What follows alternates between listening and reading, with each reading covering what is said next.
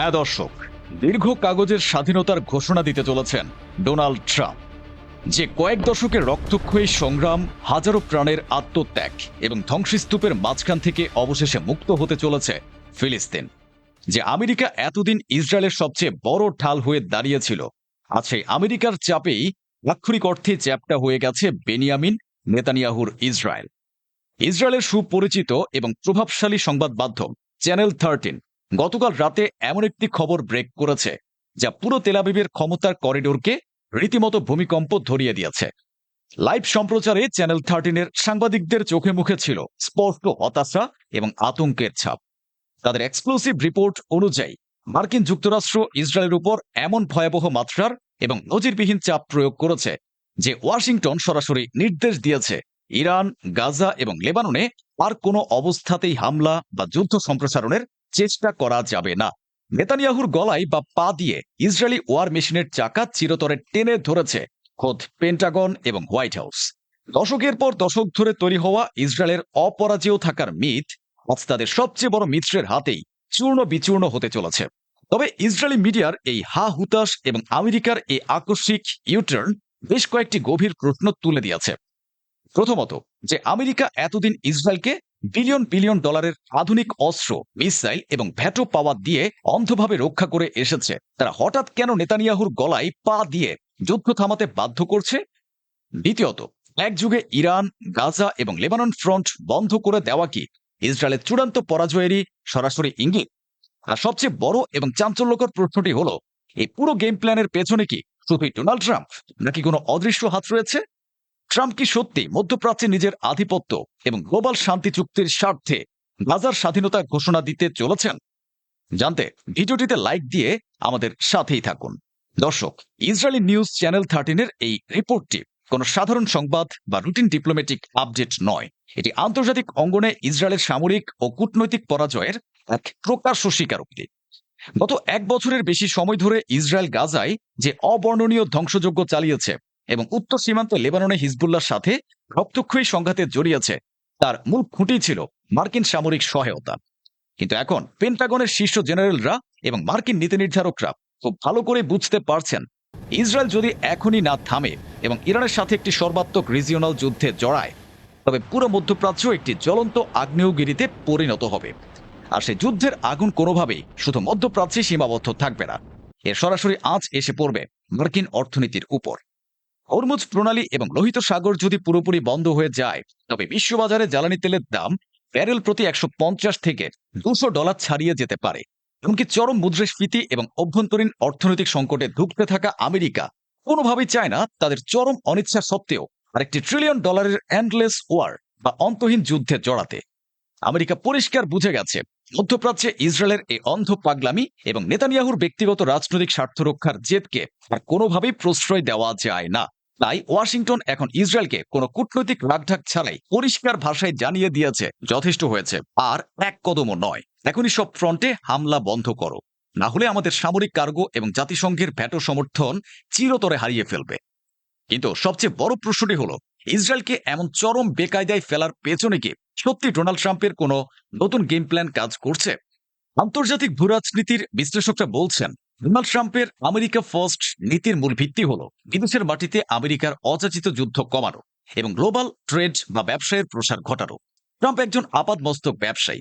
তিনি তার নতুন মেয়াদে চাইছেন মধ্যপ্রাচ্যের প্রভাবশালী আরব দেশগুলোর, বিশেষ করে সৌদি আরবের সাথে ইসরায়েলের সম্পর্ক স্বাভাবিক করার যে আব্রাহাম অ্যাকর্ডস তিনি শুরু করেছিলেন, তা চূড়ান্ত বাস্তবায়ন ঘটাতে। এই চুক্তি সম্পন্ন করাকে তিনি তার রাজনৈতিক ক্যারিয়ারের সবচেয়ে বড় বিজয় এবং নোবেল শান্তি পুরস্কার পাওয়ার চাবিকাঠি হিসেবে দেখছেন। কিন্তু ট্রাম্পের এই স্বপ্নের পথে সবচেয়ে বড় বাধা হয়ে দাঁড়িয়েছে বর্তমান গাজা পরিস্থিতি। সৌদি আরবের ক্রাউন প্রিন্স মোহাম্মদ বিন সালমান বা MBS আমেরিকাকে একটি কড়া এবং অপরিবর্তনীয় আলটিমেটাম দিয়েছে। তিনি সাফ জানিয়ে দিয়েছেন, গাজা যুদ্ধ চিরতরে বন্ধ না করা পর্যন্ত এবং একটি স্বাধীন সার্বভৌম ফিলিস্তিন রাষ্ট্র প্রতিষ্ঠার সুস্পষ্ট এবং আন্তর্জাতিকভাবে স্বীকৃত গ্যারান্টি না পাওয়া পর্যন্ত রিয়াদ কোনো অবস্থাতেই ইসরায়েলের সাথে কোনো সম্পর্ক স্থাপন করবে না।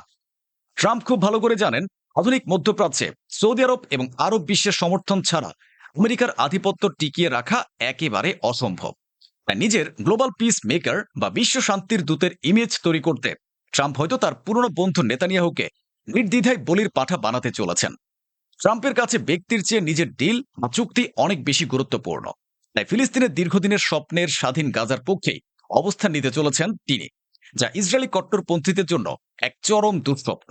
কিন্তু এর রুদ্ধশ্বাস নাটকীয়তা এবং আমেরিকার হঠাৎ সুর পাল্টানোর পেছনে কি শুধু ডোনাল্ড ট্রাম্পের একক সিদ্ধান্ত, নাকি রয়েছে আরো বড় কোনো গ্লোবাল মাস্টার মাইন্ডের অদৃশ্য হাত? হ্যাঁ দর্শক, পর্দার আড়ালে রাশিয়া, চীন এবং ইরানের যে নতুন শক্তিশালী অক্ষ বা জোট তৈরি হয়েছে, সেটাই মূলত আমেরিকাকে পিছু হটতে এবং ইসরায়েলের লাগাম টেনে ধরতে বাধ্য করেছে। গ্লোবাল জিওপলিটিক্সের মানচিত্র এখন আর আমেরিকার একার হাতে নেই।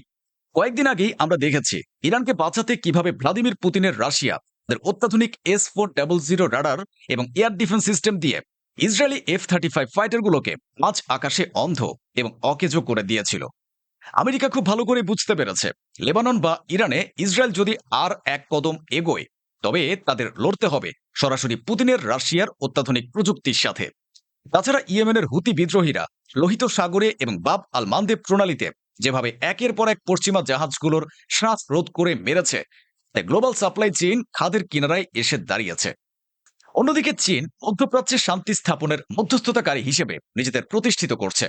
গ্লোবাল সাউথ এবং ব্রিক্স দেশগুলোর এই সম্মিলিত শক্তিশালী এবং ভয়ঙ্কর অদৃশ্য চাপই আজ ওয়াশিংটনকে বাধ্য করেছে নেতানিয়াহুর টুটি চেপে ধরতে।